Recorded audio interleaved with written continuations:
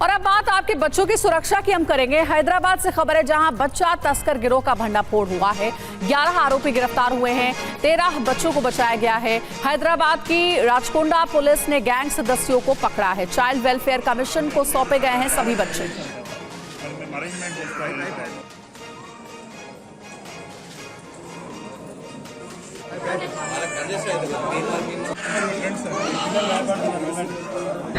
तो ये अंतर्राष्ट्रीय बच्चों को बेचने का एक जो रैकेट है उसको राचकोंडा पुलिस ने बस्ट किया है। इसमें कुछ लोग गैर कानूनी तरीके से बच्चों को दिल्ली और पुणे से लेकर अलग अलग जगह बेच रहे थे। कहीं पर 50,000 से लेकर 1 लाख में बच्चों को दिया जा रहा था। जो पेरेंट्स बच्चों को अपने पास नहीं रखना चाह रहे उनसे लेकर एंड कपल्स जो प्रोक्योर कर रहे हैं वो लोग 4 से 5 लाख इन बच्चों को लेने के लिए दे रहे थे। जो सबसे बड़ा बच्चा है उसकी उम्र 2 साल ही है, तो हम एज्यूम कर रहे हैं कि गलत काम के लिए नहीं होंगे और बच्चे पूरे मेडिकली ठीक है। तो बच्चा तस्करी का नेटवर्क आखिर कितना बड़ा है ये भी आप समझिए। एनसीआरबी के मुताबिक 2019 में बच्चा तस्करी के 3,466 मामले दर्ज हुए। विश्व में सालाना करीब 12 लाख बच्चों की तस्करी के मामले आते हैं। यूनिसेफ के मुताबिक बच्चा तस्करों के लिए सबसे पसंदीदा देश भारत बन गया है। यहां से बच्चा चोरी होते हैं, दूसरे देशों में सप्लाई किए जाते हैं या कई बार दूसरे देशों से भारत में सप्लाई भी होते हैं। तस्करी के ज्यादातर मामलों को अंजाम कई कारणों से दिया जाता है, जिसमें खरीद फरोख्त, जबरन मजदूरी, यौन उत्पीड़न, बाल विवाह और घरेलू नौकर बनाने के लिए होते हैं। यूनिसेफ के मुताबिक बच्चा तस्करी में सबसे ज्यादा प्रभावित जो राज्य हैं वो है पश्चिम बंगाल, बिहार, उत्तर प्रदेश और महाराष्ट्र।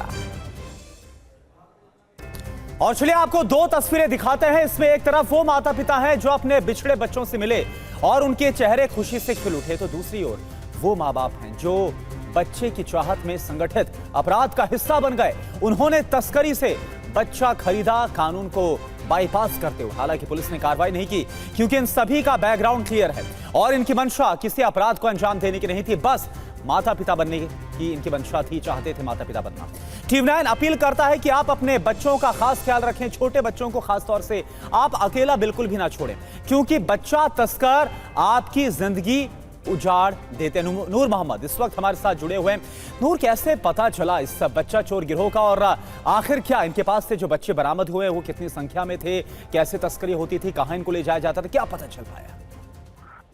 देखिए, हैदराबाद पुलिस ने एक बहुत बड़े बच्चा तस्करी के मामले को पकड़ा है, जो अभी 4 दिन पहले एक बच्चे को 2 लाख रुपए में बेच रहे थे, जहां पर पुलिस ने छापे मार के गिरफ्तार करने के बाद उनसे पूछताछ में पता चला है कि मुंबई, पुणे और दिल्ली से लोग बच्चों को किडनैप करते थे। बाद जगहों पर ये ऐसी चोरी करके लाके तेलंगाना और आंध्र प्रदेश के कई इलाकों में बेच दिया करते थे। देखिए, 13 बच्चों को पुलिस ने रेस्क्यू किया है और 11 आरोपियों में से 3 को गिरफ्तार करके पूरी पूछताछ कर रही है। देश के कई इलाकों से कई बच्चों को चोरी करने की खबर भी पुलिस बता रही है। लगातार पुलिस पूरी जांच कर रही है कि इनके पास जो फुटेज और जहां जहां लोग बेचे थे और जो भी आरोपी थे उनसे लगातार पूछताछ जारी है।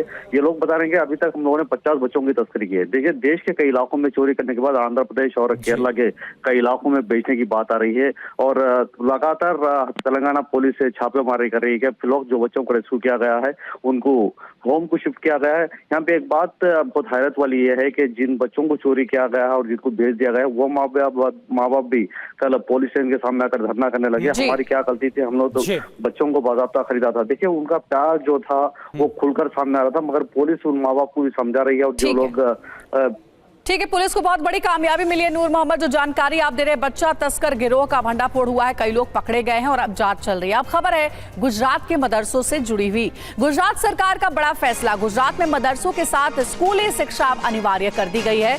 स्कूली शिक्षा अनिवार्य करने वाला पहला राज्य गुजरात के शिक्षा मंत्री ने दी है जानकारी। मदरसों में पढ़ रहे 7,000 छात्रों के सर्वे हो रहे हैं। सूरत के मदरसे में 800 छात्र स्कूल नहीं जाते हैं, सर्वे ये कहता है। मदरसा का जो राष्ट्रीय बाल संरक्षण आयोग द्वारा दी गई माहिती अनुसार हमने सर्वेक्षण किया है। 7,000 बच्चे प्राथमिक बेच पर, ये फिक्स संख्या नहीं हो सकती शायद, वो लोग सिर्फ मदरसा में ही स्टडी कर रहे हैं और जो मूल शिक्षा प्राप्त होनी चाहिए ये शिक्षा प्राप्त नहीं की है। बच्चे का कैरियर बनाने की है तो ये मजहब के साथ नहीं, लेकिन कोई प्रयास करेगा तो ये हम चलाने वाले नहीं है।